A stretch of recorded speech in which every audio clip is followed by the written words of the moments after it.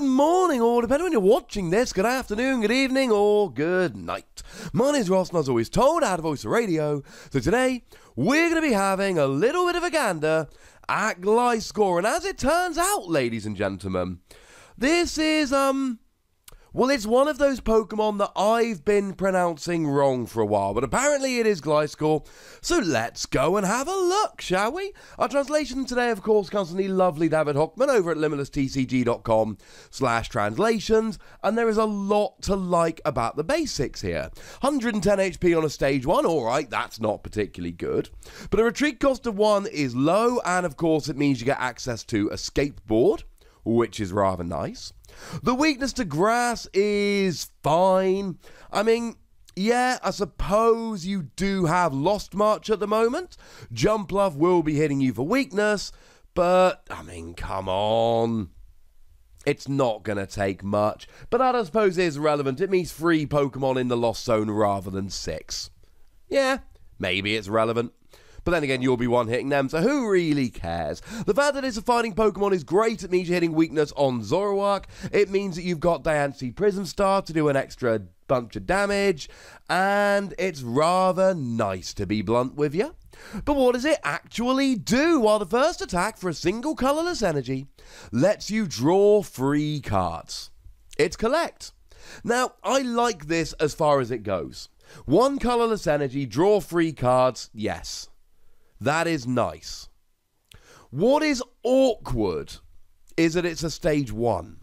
If we could have this on a basic, and we do, it's on Lapras. But then again, Lapras is a GX, gives up 2 prizes, it's for a coloured energy. We've also got this on Verizon, it's for a colourless energy, but then again you only draw 2 cards. And it's on a GX that gives up 2 prizes. Drawing 3 cards is really good. It's a supporter card. We all play Lily at the moment as a draw supporter, and Lily's a really good draw supporter. But the reality is there are going to be plenty of turns with Lily where we're only drawing 3 cards. It's a classic kind of attack whereby I've got nothing. There's nothing that I can do. I don't have any options. What am I going to do? Oh, hang on a second, I'll just draw 3 cards, and that'll help get me out of it. I am cool with that. The biggest issue I've got with this is that it's on a stage 1, and I cannot stress how much this really, really hurts it, because it means you got to wait a turn. So if you're using this attack, it is at least turn 2. Do you really want to be using your attack to draw 3 cards on your second turn of the game? Maybe you do. I just don't think that you do. I don't buy it, ladies and gentlemen. I don't think it's what we're looking to do. So as much as I like this, and it is a decent attack, and it's great as a kind of like an, I've got nothing to do kind of attack, I don't think it's something you're going to be using very often. Great as a bonus, not a reason to play the card. Okay, so with that out of the way, what are we going to do in terms of the second attack? Well, the second attack, ladies and gentlemen, I'm a fan. I like the second attack, and it's the reason why it's getting its own video. What it does for 3 colorless energy, 70 damage, your opponent's active Pokemon is now poisoned. And there are 2 reasons that this is great. One is the colorless attack cost. The second is the numbers. I suppose you could also add the fact that it's a fighting type. Make no mistake about it, ladies and gentlemen, being a fighting type at the moment is wonderful. We've got Zoroark GX that is still ruling the format, and we've got Tag Team GXs coming around, 2 of which are going to be weak to fighting. That's Pikachu and Zekrom, and Eevee and Snorlax, both of which have won tournaments in Japan already very quickly. I'll pop links in the description if I remember, which I should. And then, of course, we've got Greninja and Zoroark Tag Team GX, which is going to be coming in our next set, which is also weak. So of the first 8 Tag Team GXs that we're getting, 3 of them are going to be weak to fighting, plus Zoroark. So having a really good fighting type is a really, really good thing to do. Or to have, I suppose, would be better. And if we look at the numbers here, it works beautifully. If you add a choice band on, you do 100, that doubles to 200. It's not enough to get Zoroark, but if Shrine of Punishment or Diancie Prism Star is in play, you get the KO nicely. For Pikachu and Zekrom, it's got 240. So with a choice band, you're up to 100. Diancie Prism Star, you're up to 120. Weakness, 240. You're golden. And in terms of Greninja and Zoroark, they've got 250. But choice band Diancie, like we said, is 240. Add Shrine of Punishment, you're up to 250. Eevee and Snorlax is a little bit more annoying because they've got 270. And really with Shrine, choice band and Diancie, you're only hitting 250. But another turn or two of Shrine, a Tapu Koko in the early game, it's only 20 damage. And the other thing to remember here is that worst case scenario, you hit them for 250 and they have to use something like an Ace Roller to pick it up. But you see, up till now, I've been a little bit cheeky. I've just been telling you about the raw damage. But you see, this doesn't just do 70 damage. It does 70 damage plus poison. So you know how I said you need a Shrine of Punishment in order to get the KO on your Greninja and Zoroark? Yeah, you actually don't because of poison. So you're hitting 240 with weakness with Diancie and Choice Band. Poison kicks in, they get KO'd.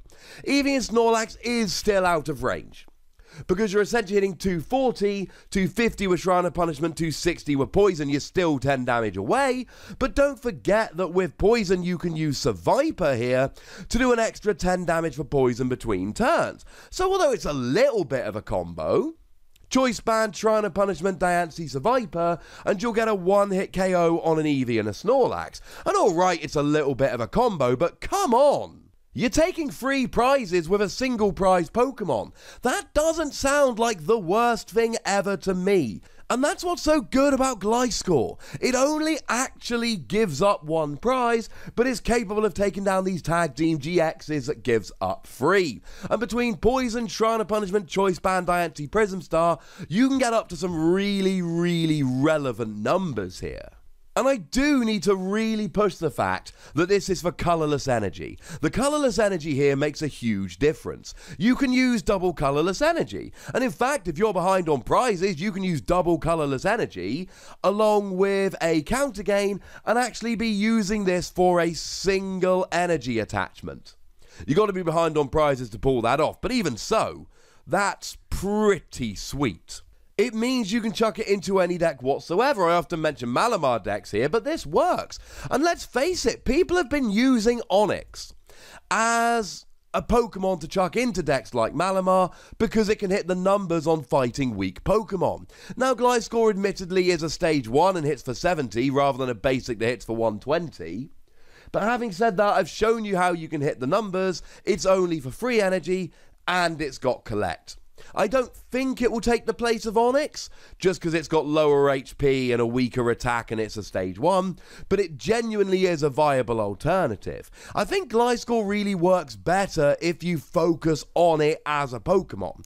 I think you can take advantage of the poison with stuff like Survivor. I think you can take advantage of the fact that it's only for free energy, maybe play a bit of counter game.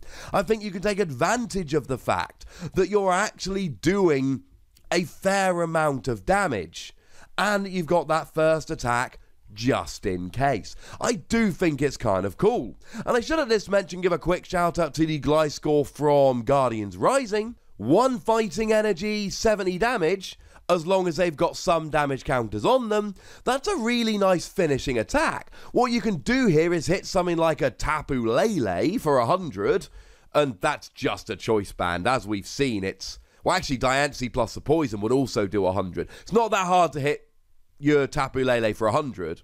And then this Gliscor can come in for a single energy and finish it off. I think there's a lot to like here. It's a good non-GX Pokemon with good attacks, and I'm giving it free Wassies. It's exactly the kind of Pokemon you need to have a couple copies in your binder just in case you fancy playing it in the future. It's kind of cool. Or is it kind of cool? Do you believe me? Or do you think it's not quite that good? Either way, I would very much like to know, so do let me know in the comments section. Go nuts, but please do remember the most important rule as always. Be nice, would ya? And then make sure you like this video, subscribe to this channel, follow me on Twitter at the Wassy, and Twitch for some live action at twitch.tv/PTCGRadio. If you want to support the channel, get some bonus podcasts and all of that, head on over to patreon.com/PTCGRadio, where you can do exactly that. And do make sure you're checking out youtube.com/WassyPlays for some more Wassy action. But by far the most important thing, as always, is to look after yourselves until next time. Thank you very much for watching. My name's Ross, and you've been watching PTCG Radio.